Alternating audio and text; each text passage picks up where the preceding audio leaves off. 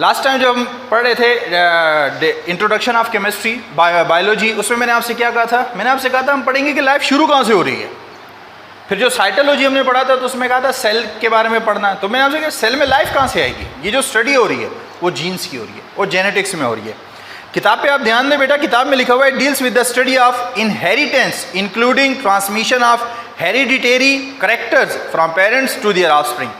देखिए, हम जब पैदा होते हैं किसी भी जानवर का कोई भी ऑफस्प्रिंग, चाहे वो लड़का है लड़की है या कोई परिंदे का बच्चा है, किसी भी जानवर का बच्चा है, वो जब पैदा होता है तो उसमें अपने माँ बाप की बेशुमार खूबियाँ खामियाँ आती हैं।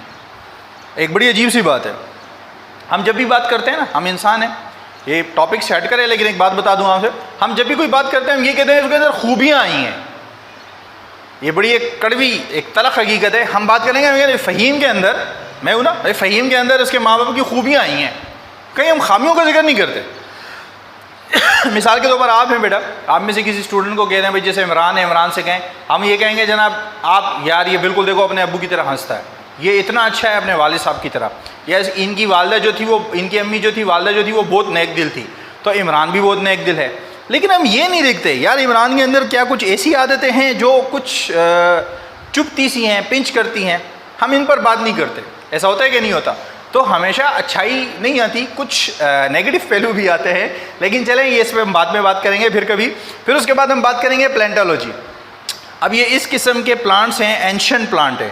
अब it is the study of animals, page number 7 book पे आप ध्यान दें बेटा। It is the study of animals and plants, it is the study of animals and plants that live in remote past and are now found as fossil in the rocks. ऐसे बेशुमार जानवर जो कभी होते थे दुनिया में लेकिन अभी फॉसिल्स की शक्ल में हम लोगों को मिलते हैं। It can further divide into 2 branches. अब ये 2 किस्म की ब्रांचेस में आता है। अब देखो बायो को 2 ब्रांचेस में तकसीम किया है, बॉटनी जोलॉजी में। एक आ जाता है प्ले बॉटनी, दूसरा आ जाता है पैलेजोलॉजी, यानी एनिमल्स जो पहले मौजूद होते थे और अभी फॉसिल्स की किस्म में पाए जाते हैं वो जोलॉजी में आ जाते हैं, और फिर पैलेजोलॉजी और पहले बॉटनी में आ जाते हैं, प्लांट्स आ जाते हैं। तो ऐसे तमाम पौधे जो फॉसिल्स यानी अब वो ज़मीन में हड्डियाँ बाकियात की शक्ल में इस सूरत में हम लोगों को मिलते हैं, वो सारे के सारे हम इस ब्रांच में स्टडी करते हैं।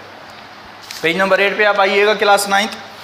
आप देखें बायोकेमिस्ट्री, क्लास 8 भी यहाँ पे ध्यान रखिए, क्लास 8 वालों के लिए भी ये है। Biochemistry deals with the chemistry and chemical aspects are the living system. अब हमारी बॉडी के अंदर जितने भी केमिकल चेंजिंग हो रहे हैं, देखो हमारे मुँह में सलाइवा, थूक बन रहा है, हम खाना खाते हैं, उसको जब च्यू करते हैं, चबाते हैं, तो वो मिक्सअप हो रहा है, तो वो भी एक केमिकल रिएक्शन है।